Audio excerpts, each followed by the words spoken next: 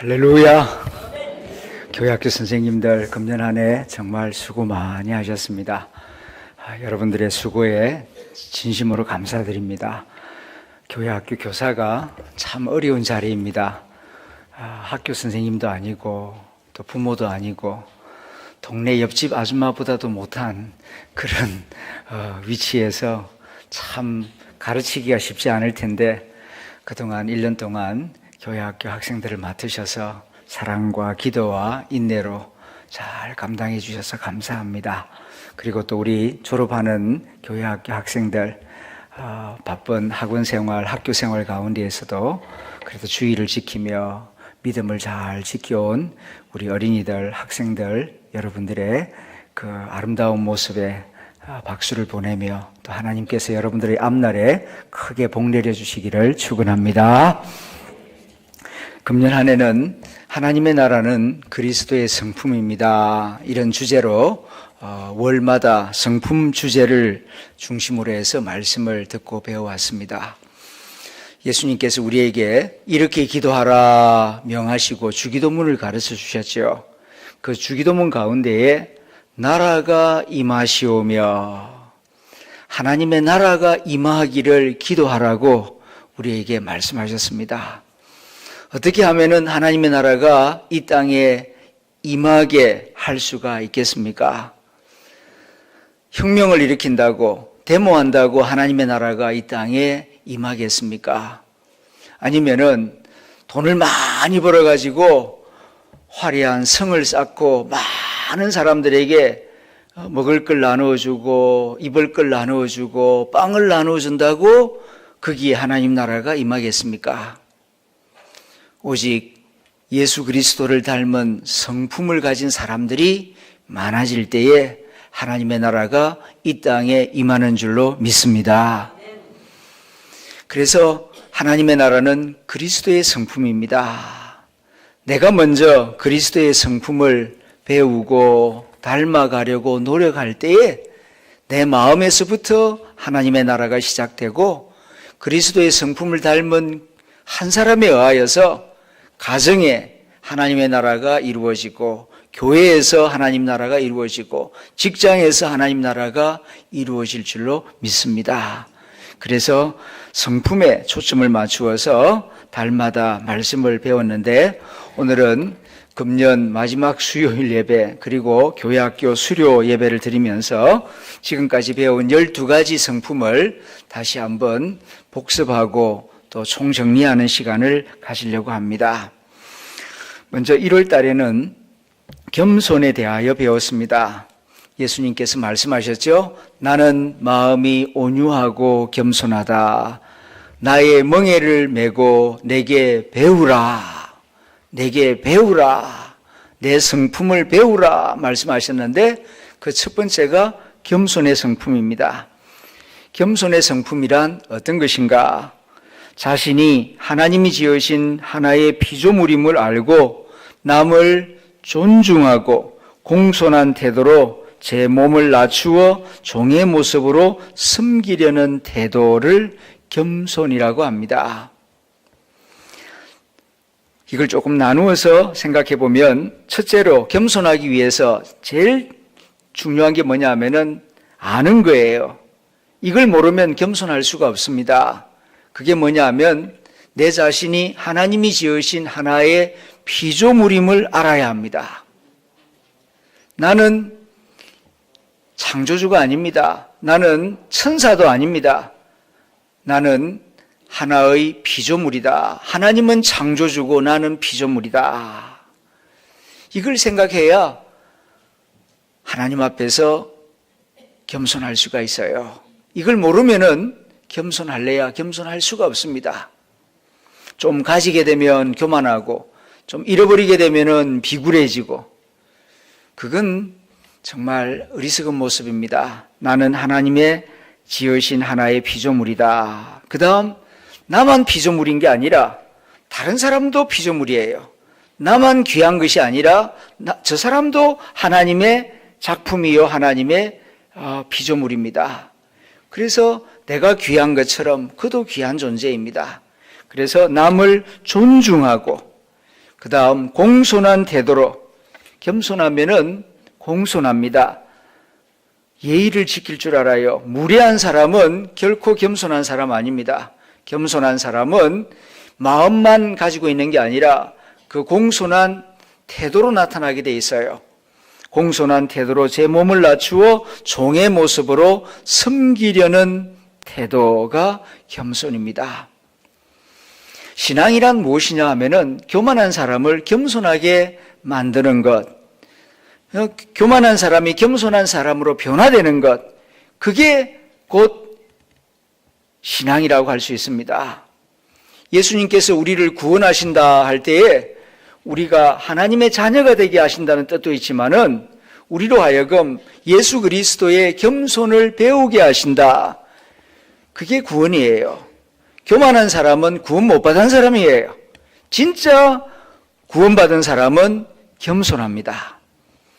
겸손으로의 변화, 그것이 어떻게 보면은 구원의 본질이라고 할 수 있습니다. 이만큼 겸손이 신앙생활에 중요합니다. 그 다음 두 번째, 2월에 우리가 배운 성품은 온유의 성품입니다. 온유란 무엇입니까? 한결같이 온화한 마음을 가지고 의로운 것을 조용히 따르는 태도, 그것을 온유라고 합니다. 같이 소리내어 한번 읽어볼까요? 시작. 한결같이 온화한 마음을 가지고 의로운 것을 조용히 따르는 태도. 온화한 성품은 먼저 한결같이 온화합니다. 따뜻하고 부드럽고 친절해요. 그게 온화하다는 뜻입니다. 따뜻하고 부드럽고 친절해요. 그리고 온유한 사람은 그냥 따뜻하고 온유하고 친절하고 그렇다고 다 온유한 게 아닙니다. 의로운 것을 따라요. 불의한 것을 따르면서 온유하다. 겉으로야 친절하고 부드럽죠. 그러나 속에 은큼한 생각을 가지고 있고 거짓말을 하고 불의를 따르는 사람, 그 사람 온유한 사람 아닙니다. 겉으로는 부드럽게 말하면서 속으로는 아주 나쁜 생각을 하고 있으면 그건 온유한 사람이 아니고 은큼한 사람이에요. 그래서 온화한 마음을 가지고 의로운 것을 시끄럽게 따르는 사람도 아니고요. 조용하게 따르는 사람. 온유한 사람은 조용합니다. 시끄럽지 않습니다. 요란스럽지 않아요. 의로운 것을 조용히 따르는 태도. 이 모습이 온유한 모습입니다. 우리 주 예수님은 겸손하셨고 온유하셨습니다. 예수님이 키가 컸는지 작았는지 피부가 하였는지 까맸는지는 아무도 모릅니다. 그런데 그 표정은 겸손하고 온유하신 분이셨어요. 예수님이 자기소개서를 유일하게 적어놓은 곳이 이 마태복음 11장 28절에서 30절 말씀입니다. 셀프 인스트럭션, 자기가 자기를 소개하는 말씀이거든요. 나는 마음이 온유하고 겸손하니, 이렇게 예수님이 자기소개서를 그렇게 적고 있어요. 그러니까 이건 틀림없지요. 예수님은 그 얼굴 표정이 겸손하시고 온유한 분이셨다. 그렇다면 예수님의 제자인 우리들도 얼굴 표정이 온유하고 겸손한 사람이 되어야 할 줄로 믿습니다. 예수 믿는다고 뭐 꼭 잘생기고 화려하고 그럴 필요는 없어요. 그러나 그에게서 풍기는 그 느낌, 이미지, 표정, 왠지 예수님 닮은 사람 같다. 왜? 온유하고 겸손한 표정을 보니까. 이런 칭찬을 들을 수 있는 저와 여러분이 될 수 있기를 기원합니다. 링컨이 말하기를 사람이 나이 40이 넘으면 지 얼굴에 지가 책임질 줄 알아야 된다 그랬습니다. 이제 예수 믿은 지 오래되었다면은, 적어도 30년, 40년 되었다면은 내 얼굴에 예수님의 모습이 나타나는 것이 자연스러운 모습입니다. 그런데 과연 내 얼굴에서 예수님의 겸손과 온유가 나타나고 있는가? 늘 자기를 점검하는 마음을 가져야 할 것입니다.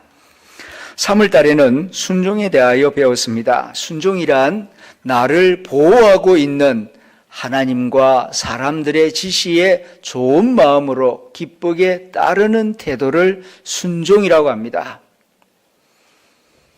아담과 하와가 왜 낙원을 잃어버렸습니까? 머리가 나빠서요? 돈이 없어서요? 아닙니다. 왜 그 에덴 동산을 잃어버렸느냐? 불순종 때문에. 불순종의 결과 낙원을 잃어버리게 된 것입니다. 그러면 다시 낙원을 회복하는 길은 무엇입니까? 순종입니다. 순종하지 않고 신앙생활 할 수 없습니다. 이해는 안 돼도 괜찮아요. 그러나 하나님의 말씀에 순종하는 마음을 가져야 우리가 믿음 생활을 끝까지 잘 할 수가 있을 것입니다. 순종이 무엇인가? 나를 보호하고 있는 하나님. 하나님은 나를 보호하고 있는 분입니다. 나를 또 보호하시는 분이고, 또 하나님뿐만 아니라 나를 보호하는 분들, 부모님이 나를 보호하고 있고, 또 선생님이 나를 보호하고 있고, 또 목회자가 여러분들을 보호하기 위하여서 기도하고 있습니다. 이렇게 나를 보호하고 있는 하나님과 나를 보호하기 위하여 애쓰는 사람들의 그 마음을 믿어주고, 그리고 그가 하는 지시에 좋은 마음으로, 언짢은 마음이 아니라 저분은 나를 보호하려고 이런 말을 하신다, 이렇게 믿어주고 좋은 마음으로 기쁘게 따르는 태도, 그게 바로 순종입니다. 하나님은 우리를 보호하는 분입니까? 우리를 멸망시키려고 하는 분입니까? 우리를 보호하시려는 분입니다. 의의 길로, 생명의 길로 인도하시는 선한 목자이십니다. 믿습니까? 그렇다면 하나님의 말씀, 하나님의 지시에 좋은 마음으로, 기쁜 마음으로 따르십시오. 때로는 이해가 안 되더라도, 때로는 손해가 볼 것 같아도 하나님의 말씀이니까 나를 사랑하고 나를 보호하기 위하여 주시는 말씀으로 믿고 그 말씀에 기쁜 마음으로 따르는 저와 여러분이 될 수 있기를 기원합니다. 그리고 목회자를 신뢰한다면 목회자가 하나님의 말씀에 따라서 여러분들의 영혼을 위하여 기도하고 정말 여러분들의 믿음 성장을 위하여서 애쓰는 사람이라고 믿는다면은 때로는 마음에 안 들더라도, 때로는 좀 이해가 안 되고, 때로는 좀 힘들게 느껴지더라도 목사님이 나의 믿음 성장을 위하여, 또 우리 교회 공동체의 발전을 위하여서, 하나님의 영광을 위하여서 이런 말씀을 하신다, 그렇게 생각이 들면은 그 말씀을 믿고 좀 따라주시길 바랍니다. 그래야 믿음이 자랍니다. 에이, 목사님이 뭘 알아? 목사님도 하나 인간이지 뭐. 그래서 다 판단할 거 판단 다 하고 음식 가려 먹듯이 이거는 내가 기분 좋으니까 받아들이고, 에이, 이건 안 받아들이고, 그렇게 하면은 믿음 성장 안 이루어집니다. 순종할 줄 알아야 합니다. 그럴 때에 하나님께서 기뻐하시고 또한 낙원이 회복될 줄로 믿습니다. 다음 4월 부활절이 있는 4월 달에는 기쁨에 대하여 배웠습니다. 기쁨이란 무엇입니까? 하나님의 선하심을 믿으며 즐거운 마음을 유지하는 것입니다.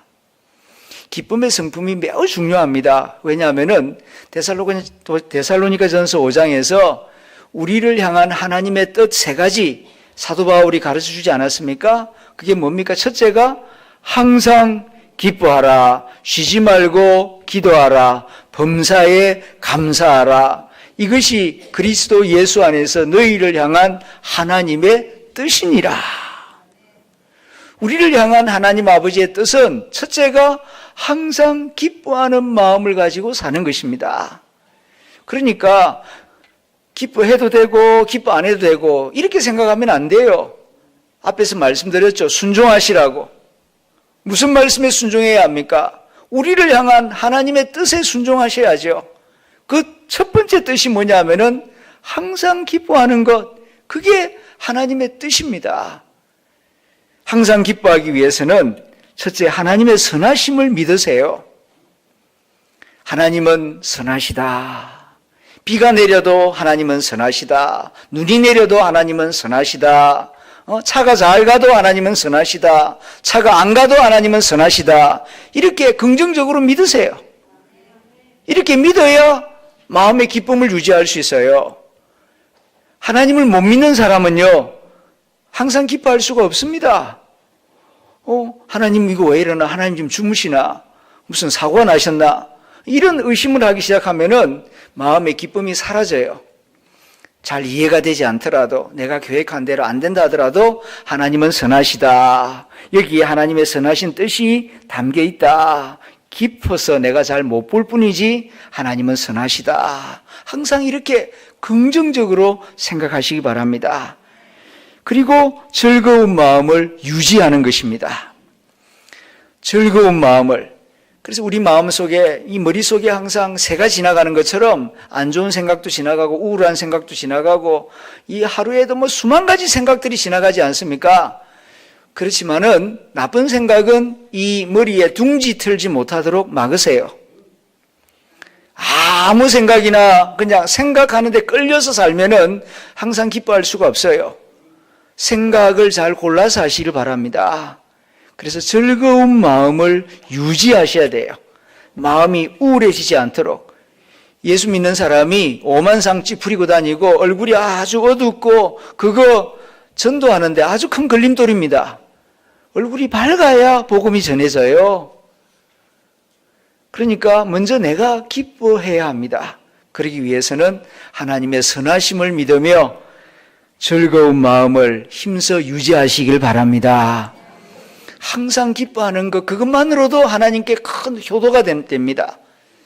자녀들도 그렇지 않습니까? 잘 살든지 못 살든지 부모 앞에서 항상 밝은 얼굴, 웃는 얼굴로 어머니, 아버지 날 낳아주셔서 감사합니다. 어머니, 아버지 덕분에 내가 이 세상을 이렇게 행복하게 살고 있습니다. 이런 말을 자주 해줄 때 얼마나 부모로서 감격하겠습니까? 그런데 좀 힘들다고 그냥 엄마, 아빠 나 죽고 싶어요. 그냥 다 포기하고 싶어요. 이런 말 자꾸 하면 억장이 무너지지 않겠습니까? 하나님의 마음도 마찬가지일 것입니다. 항상 기뻐하기 위해서 하나님의 선하심을 믿고 즐거운 마음을 유지하는 저와 여러분이 될 수 있기를 기원합니다.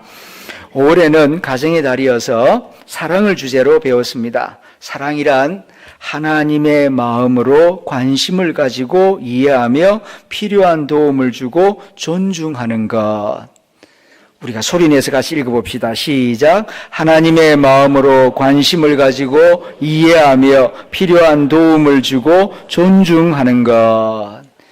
사랑의 성품을 배우려면 먼저 하나님의 마음을 배워야 돼요. 내 마음 가지고는 안 됩니다. 우리 인간의 마음은 벌써 많이 타락하고 변질되어 있어가지고 내 마음 가지고 사랑하려고 하면은 얼마 못 가서 바닥을 드러냅니다. 그러므로 하나님의 마음을 배워야 돼요. 왜요? 하나님은 사랑이시니까요. 그래서 하나님의 마음으로 누구를 바라볼 때에도 하나님의 마음으로 남편을 바라보고 하나님의 마음으로 아내를 바라보고 하나님의 마음으로 첫째 아이를 바라보고 하나님 마음으로 막내를 바라보고 그래야 참된 사랑을 할 수 있습니다. 어쩌다가 저 녀석이 저렇게 나왔나? 나도 안 닮고 남편도 안 닮고 자꾸 이렇게 인간적으로 생각하면은요 품지를 못해요. 갈등이 생깁니다. 하나님의 마음으로 네 가지 요소, 사랑의 4대 요소가 있다고 그랬죠. 첫째는 관심, 두 번째는 이해, 세 번째는 돌봄, 네 번째는 존중. 잊어버리셨습니까? 이걸 어디 가서 배우겠습니까? 하늘 담은 교회 아니면은 여러분 들을 기회가 없습니다. 많은 경우에 사랑을 감정이라고 생각해요. 그리고 사랑을 매력이라고 생각합니다. 이것 때문에 얼마나 많은 시행착오가 일어나는지 모릅니다. 사랑을 매력이라고 생각하니까 사랑받지 못하면은 코를 떠도 고치고 눈을 떠도 고치고 왜냐하면 매력적으로 보이려고 사랑받으려고 그리고 뭔가 사랑받을 거리가 있어야 된다. 그러니까 명문대학을 나와야 되고 돈을 많이 가져야 되고 키가 커야 되고 이건 편견이에요. 그것 때문에 얼마나 지금 엉뚱한 길로 걸어가는 사람들이 많습니까? 사랑은 그런 게 아닙니다. 사랑은 관심과 이해와 돌봄과 존중이다. 그래서 참된 사랑은 하나님의 마음으로 관심을 가지며 이해하며 필요한 도움, 그러니까 돌봄을 주고 존중하는 것입니다. 그러므로 내가 진정으로 사랑하고 있는가? 자기에게 한번 물어보세요. 정말 남편을 사랑하고 있습니까? 정말 아내를 사랑하고 있습니까? 그렇다면은 관심을 얼마나 가지고 있습니까? 몇 번이나 생각하세요? 생각도 안 하면서 관심도 안 가지면서 사랑한다? 그거 거짓말이에요. 사랑하면 관심을 가지게 되어 있습니다. 생각이 그쪽으로 쏠려요. 두 번째, 이해하고 있습니까? 사랑한다 말만 할 것이 아니라 그에 대하여 얼마나 알고 있습니까? 남편을 사랑한다 그러면은 뭘 좋아하고 뭘 싫어하는지, 뭘 중요하게 여기는지 알고 있습니까? 아내를 사랑한다 그러면서 아내가 소중하게 여기는 것이 무엇인지, 뭘 싫어하고 불편해하는지 알고 계십니까? 그리고 그걸 존중해 주십니까? 그냥 돈 많이 벌어다 주고 내가 식구들을 위해서 얼마나 희생했는데 그건 자기 중심의 사랑이에요. 사랑은 관심, 두 번째는 깊은 이해와 지식, 세 번째는 시간과 돈을 들여서 돌봄을 베풀고, 그리고 마지막은 내 마음대로 조정하는 게 아니고 있는 모습 그대로 존중해 주는 거예요. 여기에 참된 사랑이 있다. 내가 아들을 사랑한다면 스스로 물어보세요. 내가 얼마만큼 내 아들에게 관심이 있고, 그 다음에 내 아들에 관한 지식이 있고, 아들을 위한 얼마나 수고를 하며, 그리고 내가 정말 존중하는가? 아니면은 내 욕심대로 내가 원하는 대학에 집어넣고 내가 원하는 배우자 짝을 만나서 내가 원하는 그런 결혼을 시키고 싶어 하는 건지, 내 귀여운 강아지 노릇 하려고 하는 건지, 정말 아이를 인격 그대로 존중하는 건지 자기 사랑을 한번 점검해 보시길 바랍니다. 또한 내가 정말 하나님을 사랑하고 있는가? 하나님을 사랑한다고 하면서 하나님에 대한 관심 얼마나 가지고 계십니까? 하루에 하나님 생각 몇 번 하십니까? 그리고 하나님이 뭘 좋아하시고 뭘 아파하시고 미워하시는지 하나님에 대해서 얼마나 알고 계십니까? 하나님을 위하여 얼마나 시간과 물질을 사용하십니까? 그리고 하나님의 말씀을 얼마만큼 존중하고 그 뜻에 순종하는 모습을 보이십니까?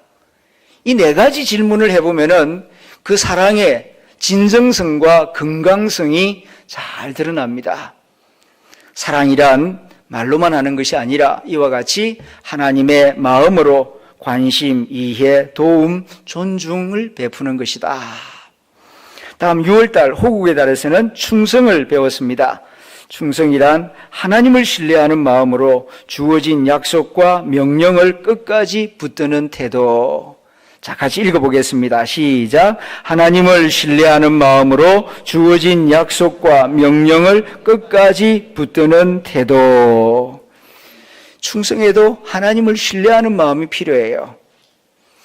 이 깡패들도 충성을 요구합니다. 마피아 조직에서도 거짓말하고 충성을 안 바치면은 부하를 다 죽여버립니다. 가만 안 놔둡니다. 도둑놈들도 이 강도들 세계에도 충성을 요구해요.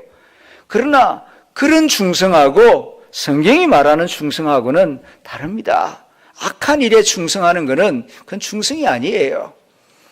하나님을 신뢰하는 마음으로 주어진 약속과 명령을 끝까지, 중간에 포기하면 안 돼요. 끝까지 붙드는 태도, 그것이 충성입니다. 착하고 충성된 종아. 하나님께서는 충성된 사람을 기뻐하시고 좋아하십니다. 변덕 부리는 사람, 배신하는 사람 좋아하지 않습니다. 다음 7월 달에는 뜨거운 여름인데 인내를 배웠습니다. 인내란 하나님을 믿고 좋은 일이 이루어질 때까지 뭐 없이 참고 기다리는 끈기라고요? 불평 없이 참고 기다리는 끈기를 인내라고 합니다. 같이 한번 읽어볼까요? 시작. 하나님을 믿고 좋은 일이 이루어질 때까지 불평 없이 참고 기다리는 끈기. 요즘 너무 인스턴트와 인터넷이 발전되면서 이 인내심이 자꾸 줄어들고 있어요. 이거 참 큰일입니다.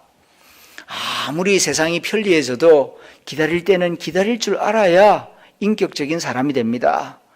잘 참지 못하는 사람, 잘 기다리지 못하는 사람은 이렇게 인격적인 삶, 행복한 삶을 누릴 수가 없습니다. 너무 조급하고 뭐든지 빨리빨리 하려고 해서는 안 돼요. 세상이 아무리 편리하게 돌아가도 기다릴 때는 기다려야 됩니다. 아이를 임신했으면 10개월은 기다려야 나오지. 조급해가지고 일찍 나오라 그러면 안 돼요. 그러면은 조숙화가 나와가지고 많이 고생하게 됩니다. 이렇게 기다릴 때는 기다려야 되는데 요즘 인내에 이 성품이 많이 모자라고 부족한 것 같습니다. 그리스도를 통하여서 우리는 인내하는 법을 배워야 할 것입니다. 다음 8월 달에는 화평을 우리가 배웠습니다. 화평이란 폭풍우 속에서도 평온하고 주위 사람들을 화목하게 만드는 성품. 같이 읽어볼까요? 시작. 폭풍우 속에서도 평온하고 주위 사람들을 화목하게 만드는 성품. 조용한 가운데 조용하고 화목한 가운데 화목하는 것은 쉬워요. 그런데 폭풍우 속에서 막 풍랑이는 바다 가운데 배가 흔들리는데도 우리 주님은 고요하게 고물을 베개 삼고 주무십니다. 여기에 절대적인 평안과 화평이 있습니다. 이거는 하나님을 믿는, 하나님의 주권을 믿는 믿음 안에서만 가능한 것인데 폭풍우 속에서도 평온하고 지 마음이 평안해야 남도 평안하게 할 수 있어요. 내 마음에 평안이 없는데 남을 평화롭게 화목하게 만들 수가 없습니다. 내 마음이 막 갈등이 일어나고 시끄럽고 막 어지러운데 다른 사람을 화목할 수 있도록 못 도와줘요. 그래서 화평의 성품을 가지려면 먼저 자기 마음을 평온하게 가지는 법을 배워야 합니다. 폭풍우 속에서도 먼저 평온하고 그리고 주위 사람들을 화목하게 만들어 나갈 때에 화평의 성품이 드러나게 될 것입니다. 예수님은 이 화평의 성품을 얼마나 귀하게 여기시는지 화평케 하는 자는 복이 있나니 뭐라고 말씀하셨죠? 그들은 하나님의 아들이라 일컬음을 받을 것이다. 화평케 하는 자는 이렇게 존귀한 자가 될 것이라고 말씀하십니다. 다음 9월 달에는 배려, consideration, 배려에 대하여 배웠습니다. 배려의 성품이란 나와 다른 사람, 환경에 대하여 사랑과 관심을 갖고 잘 관찰하여 어떻게 해주는 성품이라고요? 보살펴주는 성품. 보살펴주는 성품이 배려의 성품입니다. 누가 가장 멋진 남자인가? 돈키호테가 아닙니다. 돈키호테, 돈 많고 키 크고 테크닉 좋고 그런 남자가 아니고요. 배려심이 있는 남자. 그런 남자가 멋진 남자입니다. 아직 결혼하지 않은 처녀들이 있어서 배우자를 구하고 있다면 하나님 나에게 배려심 깊은 배우자를 만나게 해주세요. 이 기도를 꼭 하시기 바랍니다. 배려의 성품이란 무엇이라고요?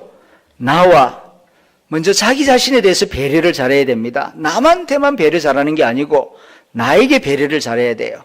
나를 잘 보살펴 주어야 배려심 있는 사람이 될 수 있어요. 그 다음에는 다른 사람, 그리고 세 번째는 환경까지. 나, 다른 사람, 환경에 대하여 사랑과 관심을 갖고 잘 관찰하여 배려하려면은요, 먼저 잘 관찰해야 돼요. 관찰하지도 않고 이거 맛있다, 먹어라. 그게 자기 입에는 맛있지 상대방의 입에도 맛있는지 어떻게 합니까? 몸에 좋다, 자기 몸에는 좋겠지. 그러나 이 약이 그 사람에게 좋을는지 나쁠는지 모르잖아요. 그러니까 먼저 저 사람이 필요로 하는 게 뭔지 잘 관찰해야 돼요. 그리고 거기에 맞추어 줘야죠. 그래야 이게 좋은 배려가 되는데 그냥 좋은 게 있다고 그냥 강요하고 그냥 푸시를 가하는 것, 그건 아니에요. 그래서 먼저 잘 관찰해야 됩니다. 시간을 두고 저분에게 꼭 요긴한 것이 무엇일까 잘 관찰하여 그 다음 보살펴주는 성품, 여기에 좋은 배려의 모습이 나타나게 될 것입니다. 다음 10월달 감사의 달인데요. 감사란 하나님과 다른 사람이 나에게 어떤 도움이 되었는지를 인정하고 말과 행동으로 고마움을 표현하는 것입니다. 같이 읽어보겠습니다. 시작. 감사의 성품이란 하나님과 다른 사람이 나에게 어떤 도움이 되었는지를 인정하고 말과 행동으로 고마움을 표현하는 것입니다. 하나님이 나에게 어떤 도움이 되었습니까? 하나님이 나에게 말씀을 주셔서 나로 하여금 어리석은 선택을 하지 않도록 해주셨습니다. 하나님 감사합니다. 농사 짓는 분에게는 무엇보다도 비가 내려야 되는데 내 힘으로 비를 내리게 할 수는 없잖아요. 씨는 뿌려놨지만 비가 안 내리면 싹이 안 납니다. 그런데 하나님께서 하늘에서 비를 내려주셨습니다. 내게 꼭 필요한 도움이었습니다. 하나님 비를 내려주셔서 감사합니다. 이렇게 어떤 부분이 나에게 도움이 되고 유익이 되었다는 것을 인정하고 그것을 말과 행동으로 표현하는 것입니다.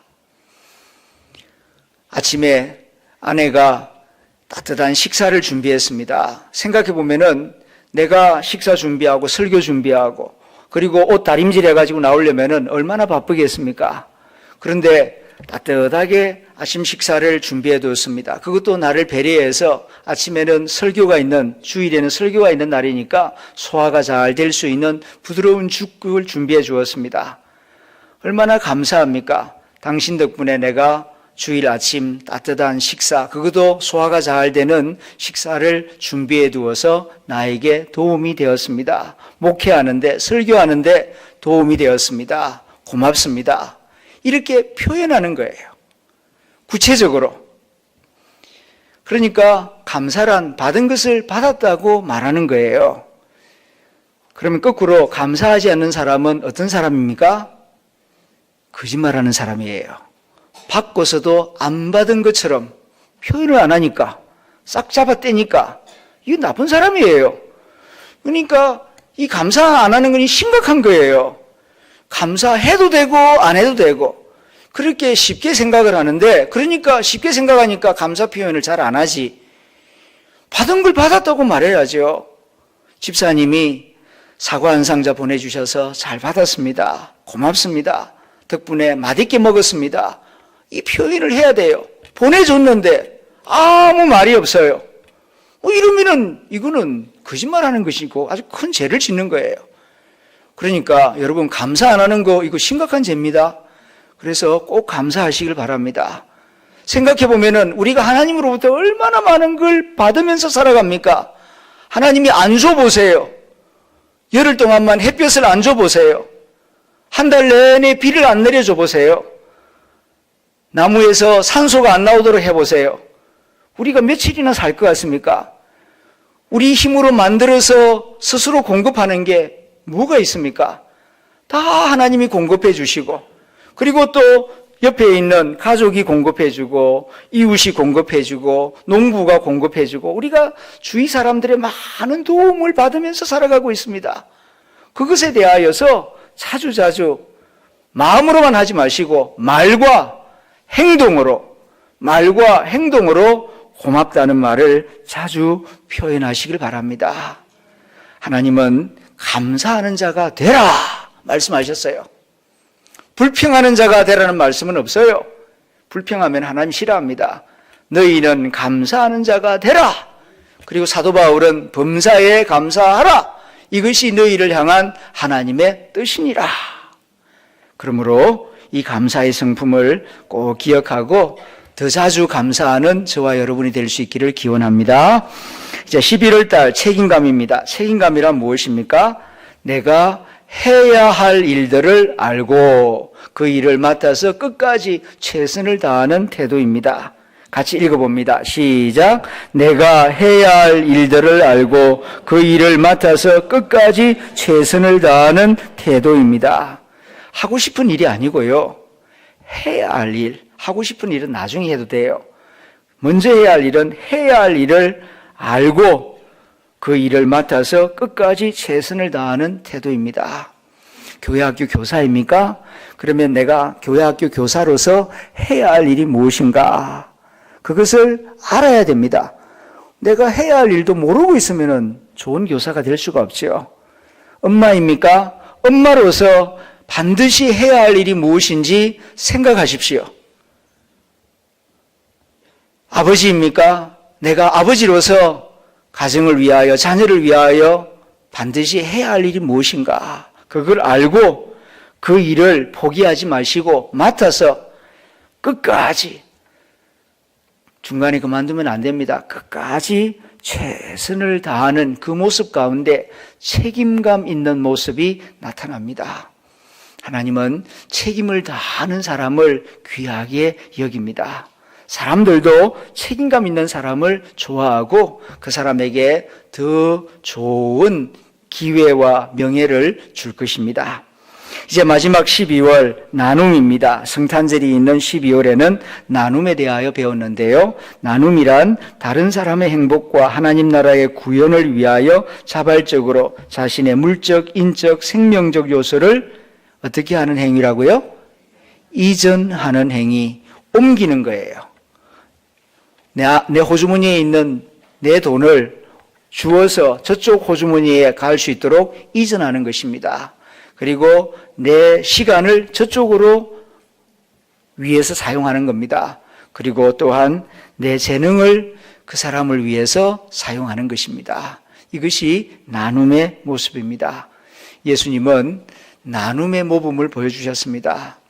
마지막에는 자신의 살과 피까지도 다 나누어 주시지 않았습니까? 우리에게 말씀하시기를 너희는 보물을 땅에 쌓아두려고 하지 마라. 땅에 쌓아두면 좀 먹고 녹슬고 도둑 맞느니라. 하늘에 쌓아두면은 하늘에 계신 하나님이 영원히 기억하며 큰 은혜를 베풀어 주실 것이다. 결코 도둑 맞는 일도 없고 좀 먹거나 녹쓰는 일도 없을 것이다. 자기만을 위하여 사용하였으면은 육신이 썩어 없어질 때 다 연기처럼 사라질 것입니다. 그러나 하나님 나라와 다른 사람들을 위하여 나누어 준 것은 육신이 사라져도 영원히 남을 것입니다. 하나님이 기억해 주실 것이기 때문입니다. 성품의 변화 없이는 천국을 누릴 수가 없습니다. 기술이 발전한다고, 수입이 늘어난다고, 그리고 지식이 더 많아진다고 천국으로 변하는 것 아닙니다. 성품은 변하지 않았는데 기술이 발전하고 돈은 많아지고 지식이 많아지면은 악마의 세상으로 변합니다. 성품이 변하지 않고서는 이 땅에 하나님의 나라가 임할 수가 없어요. 또 설사 천국에 데려다 놔도 그 성질 그대로 가지고 살면은 천국에 들어가도 기쁨을 못 누립니다. 교만한 사람, 그리고 포악한 사람, 그리고 자기 자랑하기 좋아하고 거짓말하고 자기 욕심만 챙기는 그런 사람이 화려한 천국에 들어간들 행복하게 살 수 있겠습니까? 성품이 변해야 기쁨을 누릴 수 있고 행복할 수 있고 다른 사람도 행복하게 만들어줄 수 있는 복된 삶이 되는 것입니다. 그러므로 하나님의 나라 천국은 그리스도를 닮은 성품에 있다. 진정으로 내 마음속에 하나님의 나라가 임하고 우리 가정 속에, 우리 교회 속에, 내가 일하는 직장 속에 천국이 이루어지기를 원한다면 더 많이 가지는데 신경 쓰기보다는 내 성품이 그리스도의 성품으로 변화되는 일에 신경을 좀 쓰십시오. 그리고 정말 내가 있는 곳에 하나님의 나라가 임하기를 원한다면 하나님 더 주시옵소서 물질을 위하여 기도하기보다는 내 성품의 변화를 위하여 기도하십시오. 내가 변하면 세상도 변화할 것입니다. 관계도 변화할 것입니다. 금년 한 해만 듣고 잊어버리는 말씀이 아니라 우리가 주님 나라 갈 때까지 하나님 나라는 그리스도의 성품입니다. 이 말씀을 마음 깊이 기억하고 어디서나 그리스도를 닮은 사람이 되기 위하여 노력하는 저와 여러분이 될 수 있기를 기원합니다. 기도하겠습니다.